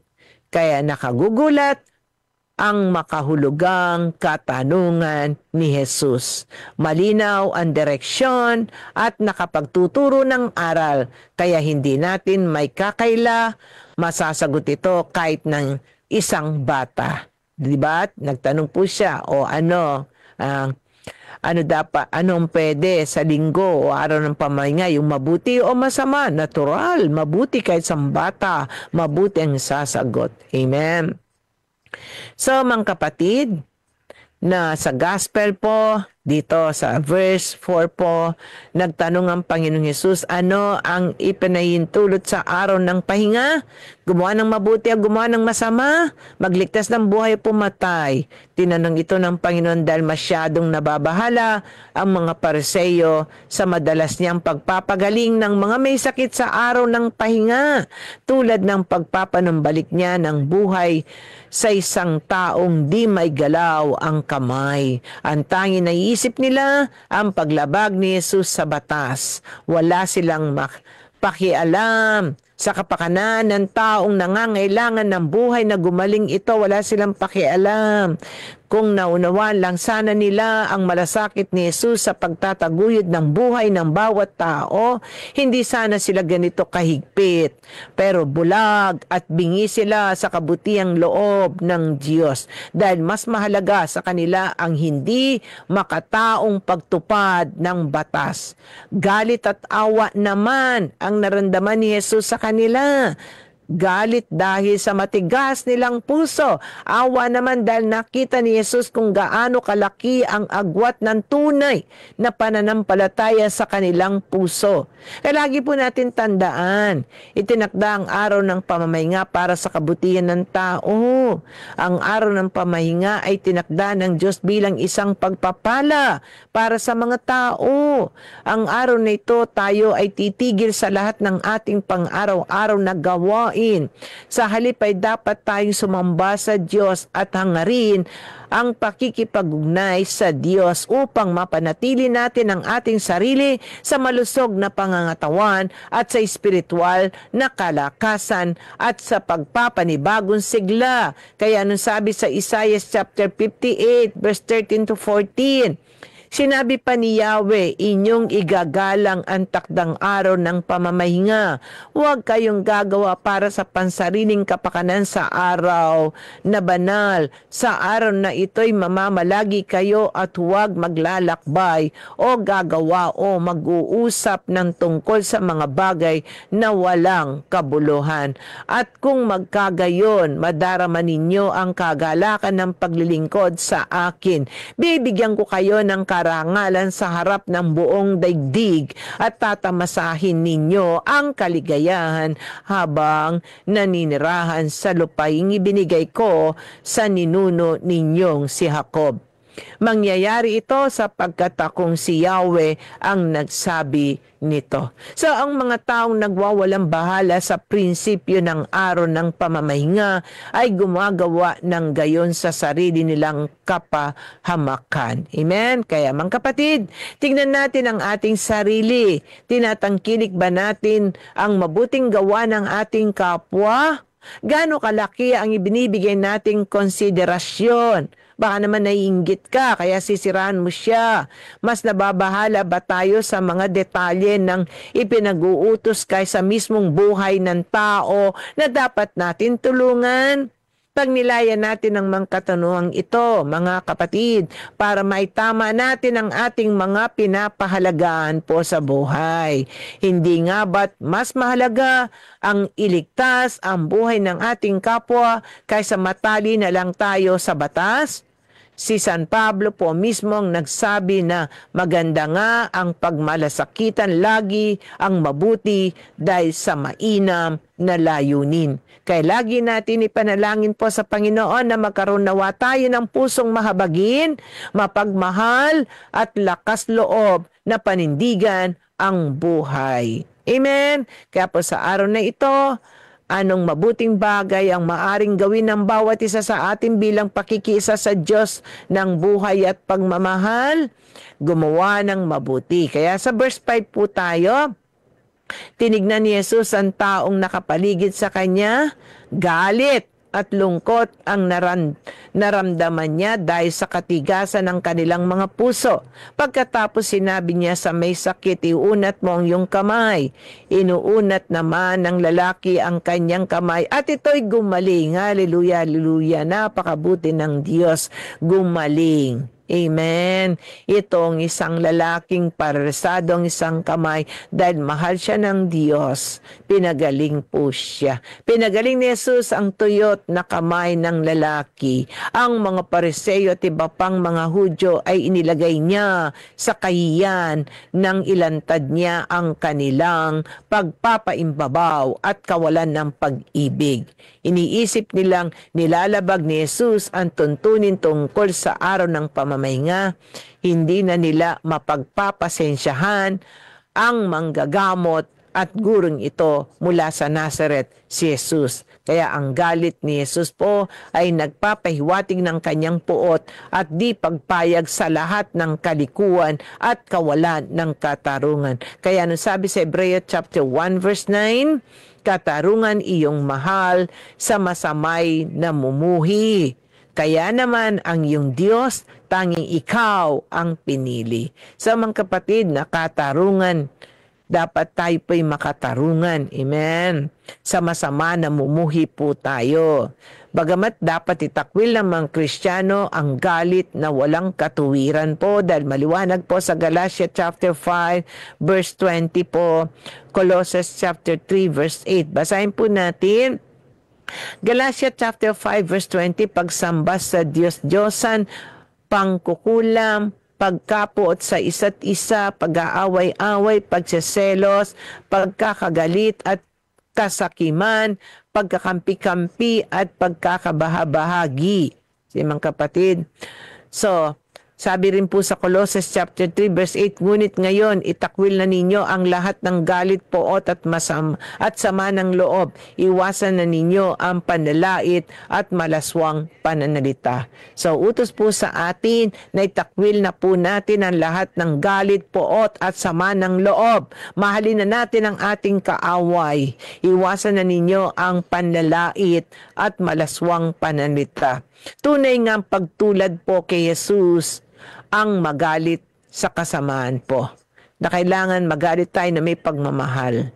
Ang pagkagalit sa mga kasalanan ng alimang salinlahi ay patunay ng mga mananampalataya ng pagpanig sa Diyos laban sa kasamaan. Kaya sabi po sa awit 94 verse 16, sino kayang kakampi ko sa pagbaka sa masama? Sino ngayon ang babakas sa masama nilang gawa?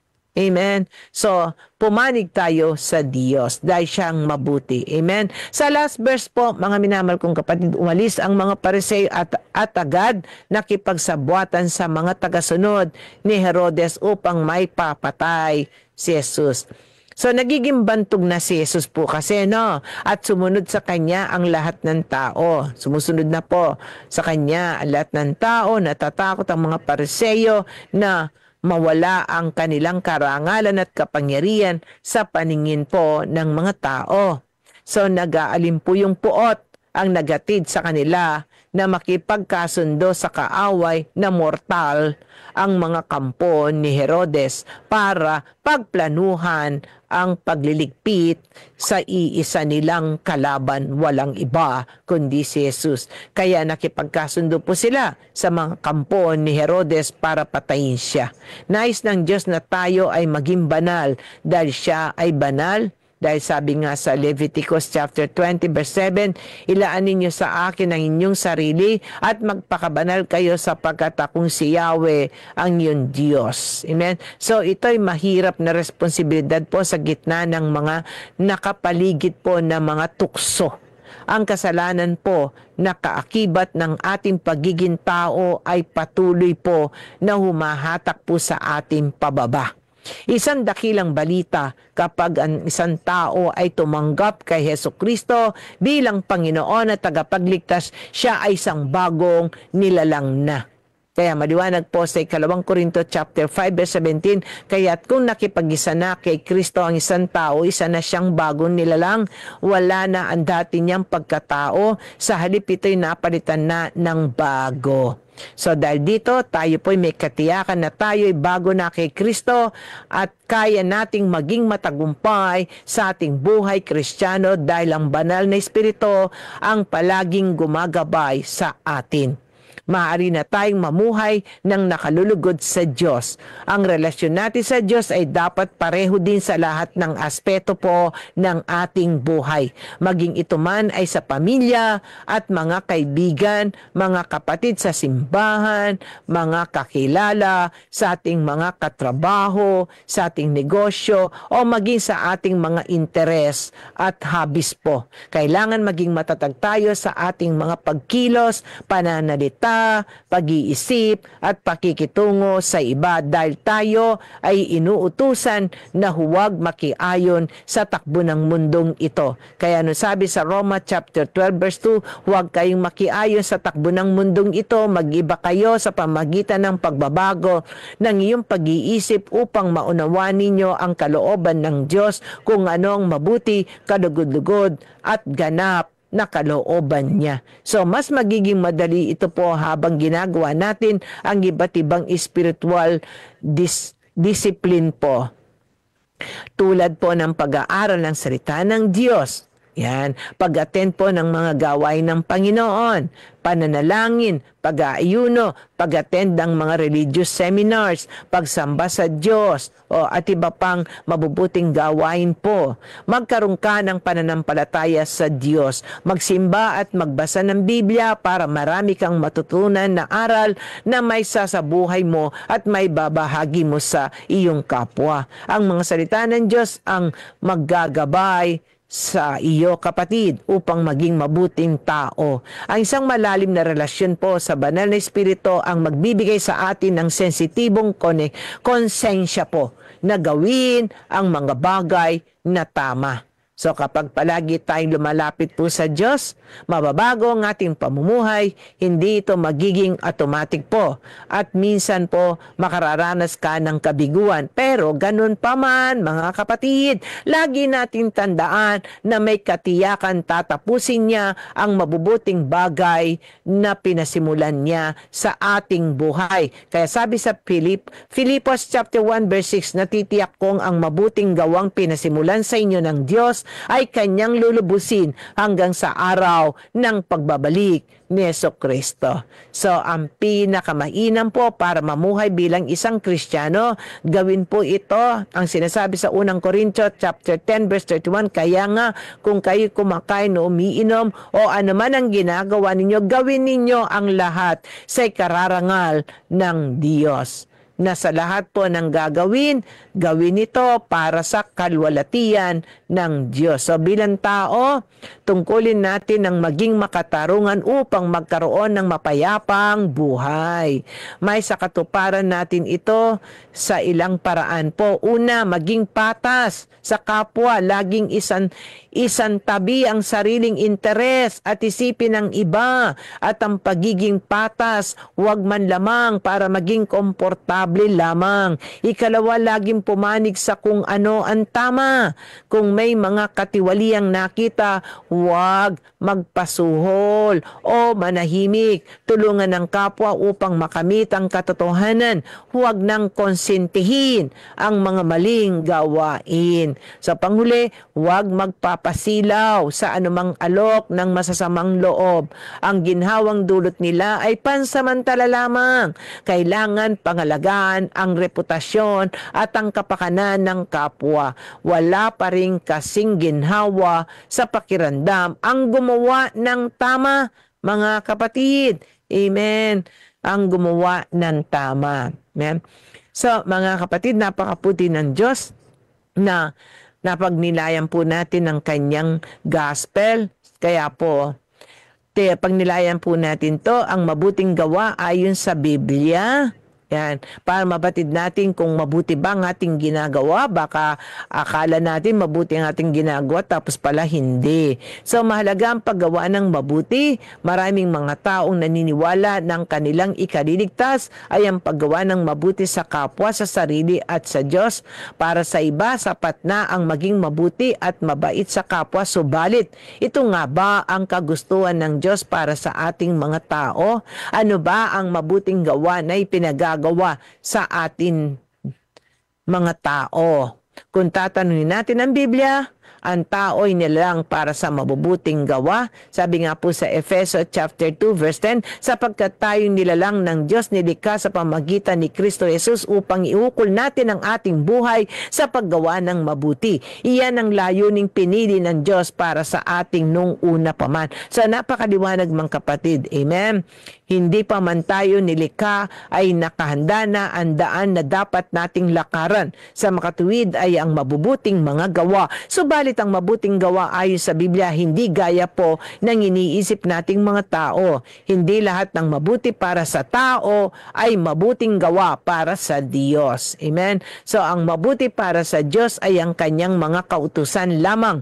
Gaya ng pahayag po sa Roma chapter 7 verse 12. Kaya nga banal ang kautusan at ang bawat utos ay banal, matuwid at mabuti. So makakatiyak tayo na mabuti ang gawa ng ating ginagawa kung ito ay umaayon sa mga kautusan po ng Diyos. Ibig sabihin, hindi may bibilang na mabuting gawa kung ito ay mula lamang sa sariling kaisipan at kapasyahan lamang ng mga tao na pawang hindi ayon sa kautusan at kalooban ng Diyos. So may daan na tila matuwid sa isang tao, ngunit ang dulo nito ay mga daan ng kamatayan.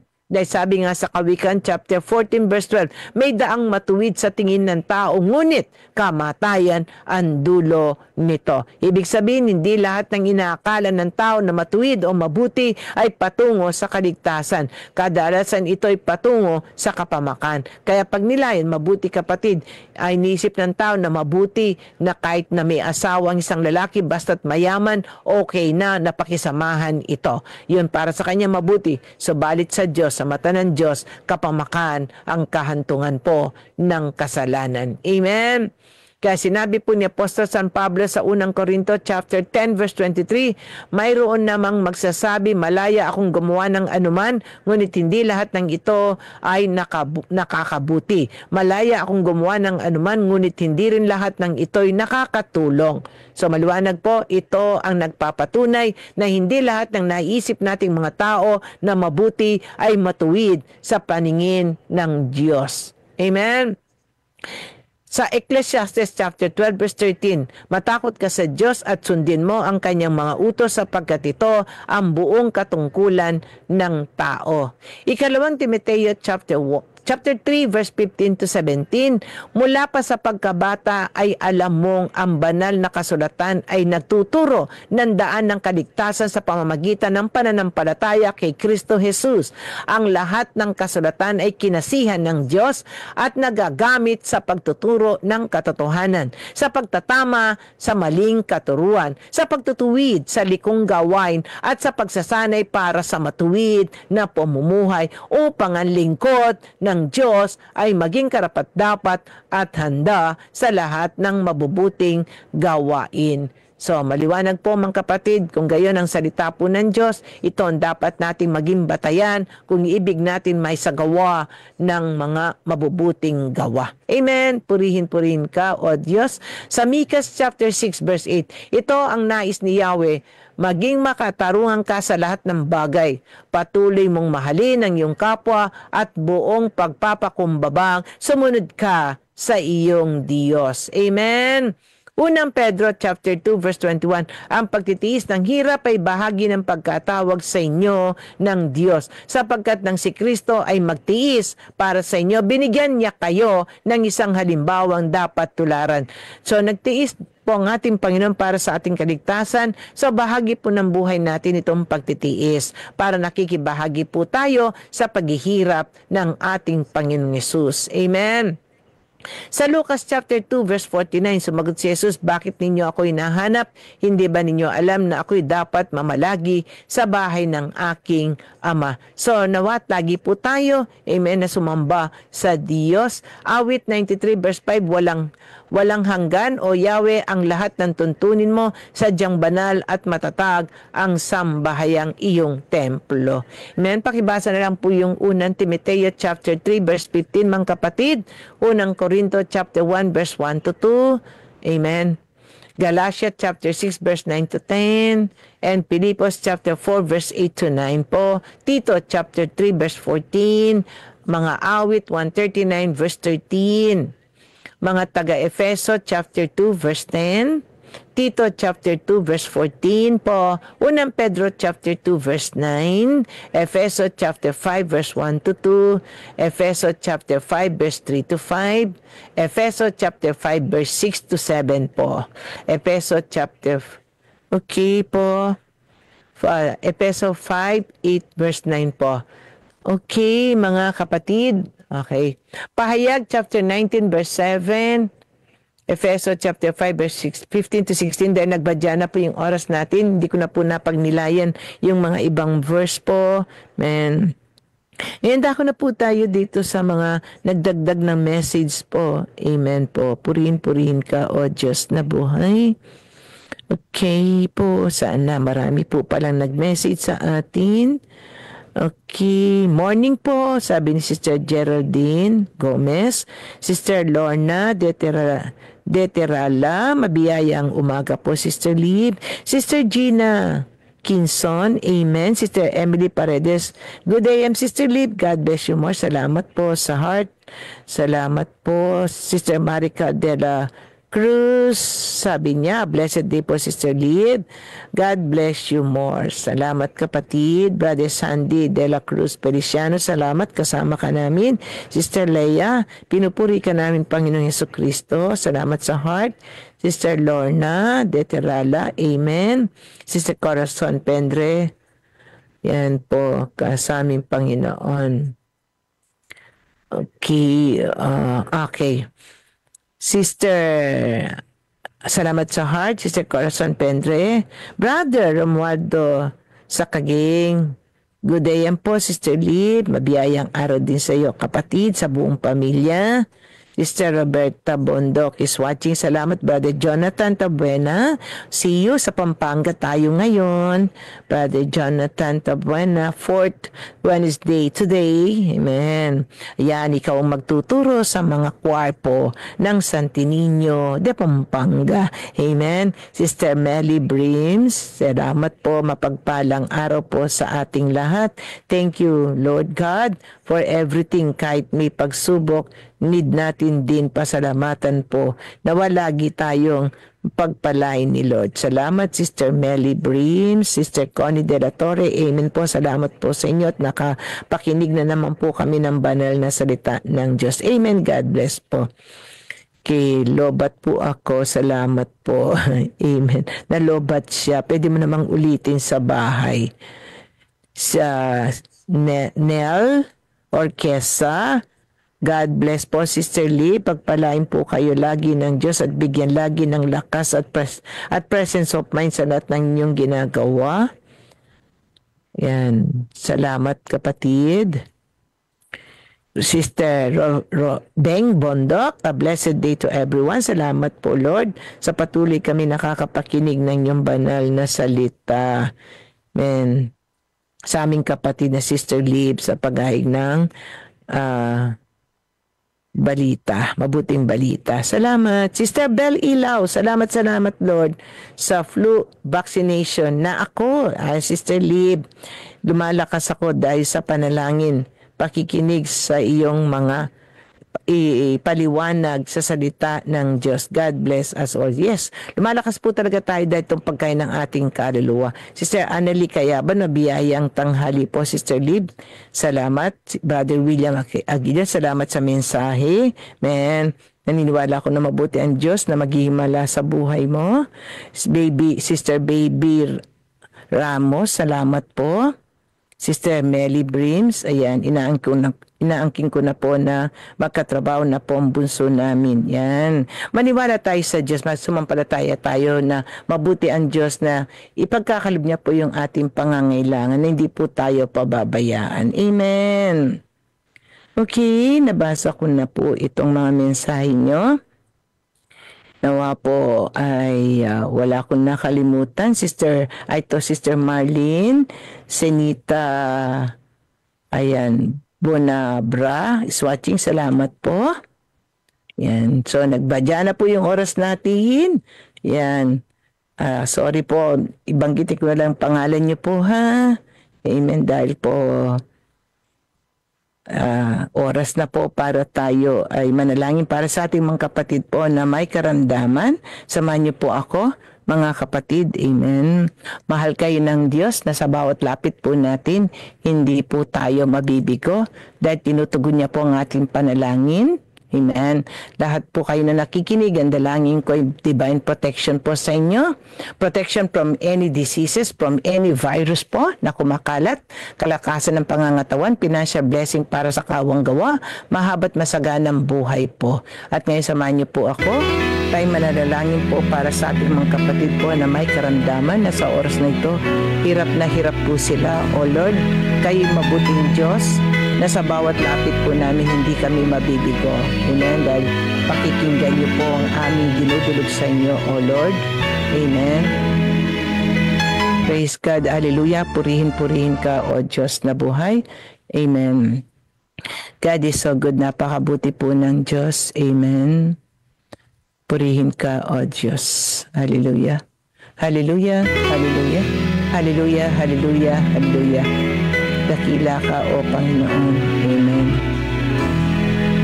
Dakilang Amang Diyos na makapangyarihan sa lahat, sa pangalan ng Panginoong Hesus ng Nazaret, idinadalain ko po ang aking mga kapatid po na may karamdaman na nasa ospital, mga nasa bahay, o saan man sila naroon. Lord, Ikaw ang dakilang manggagamot. Batid mo ang kanilang paghihirap. Kaya sa oras na ito ay lumalapit po ako at kasama ko po ang aking mga kapatid po ngayon na dumudulog sa iyo, O dakilang Diyos na manggagamot, na pagagalingin mo na ang aking mga kapatid na may karamdaman. Dahil naniniwala po kami na ikaw ang dakilang manggagamot, na mabuti kang Diyos, na ibig mo na ang aking mga kapatid na may karamdaman ay gagaling po sila. Kaya kami po ay nagpapasalamat na sa biyaya ng kagalingan, O Lord.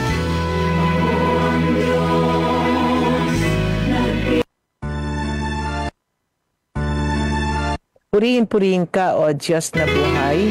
Hallelujah, hallelujah, hallelujah. Hallelujah, hallelujah, hallelujah, hallelujah.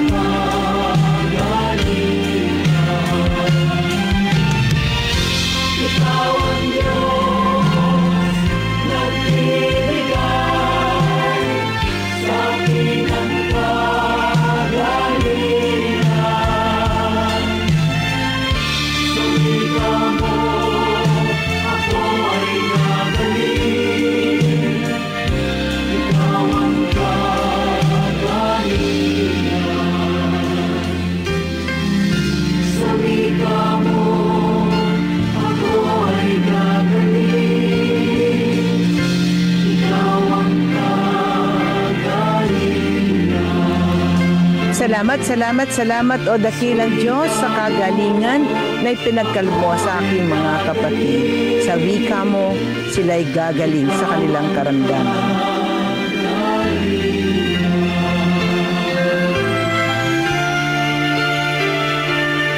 Purihin ka o dakilang Diyos. Tayo po'y manalangin bago magkahiwa-hiwalay. Heavenly Father, Jesus Christ and Holy Spirit, maraming salamat po Lord sa inyong mga salita po na ipinahayag sa amin sa pamagitan ng iyong programa ipinagkaloob po, Be Strong and Courageous. Salamat po Lord at na matagumpay po at masayang naihayag po inyong mabuting balita po sa aking mga kapatid po na nakikinig po. Sana'y buong puso natin tanggapin ang anumang pagbabagong inatas po ng Diyos sa atin. Dalangin po natin sa Diyos na ang tunay na kagalakan na maghari po sa ating puso, nawa ito po ay magbuhat sa kaalaman tayo ni ibig at higit na pinagpala po ng Diyos. Itulot na lagi tayong lumapit sa Kanya, lalo na kapag sa mga mabibigat na pagsubok na siya lang tanging aasahan natin. Idinudulog din po namin, O Lord, ang mga nanunungkulan po sa aming bansang Pilipinas mula po sa aming mahal na Pangulo hanggang sa may pinakamababang katungkulan. Nawa po ang pawang mga desisyon nila, plano nila at gagawin nila ay ang tanging kalooban lamang niyo, O Diyos, at pagkalooban sila ng kalakasan ng pangangatawan at ilayo sa anumang karamdaman para magampanan po nila ang kanilang tungkulin na iniatang niyo po sa kanila. Kapayapaan ang tanging dalangin po namin sa buong mundo, nawa ang maghari po. Bigyan kami ng biyaya na mamuhay sa pagmamahal. Maraming salamat po Lord sa ngalan ng Ama, ng Anak at ng Espiritu Santo. Amen and Amen.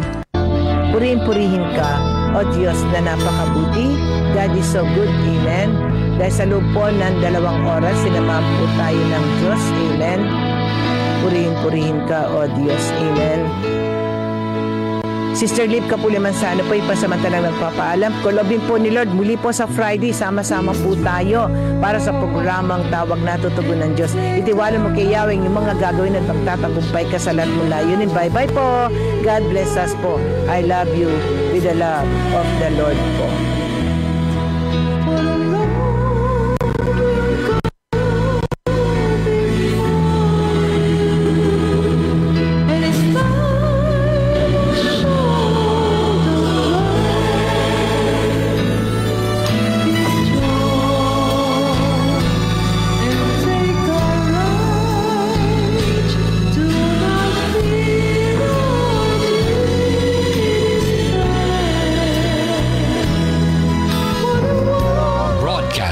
From Mega Manila and streaming on the World Wide Web. We are Crusaders Broadcasting System, DWAD. 1098 AM. Now radio.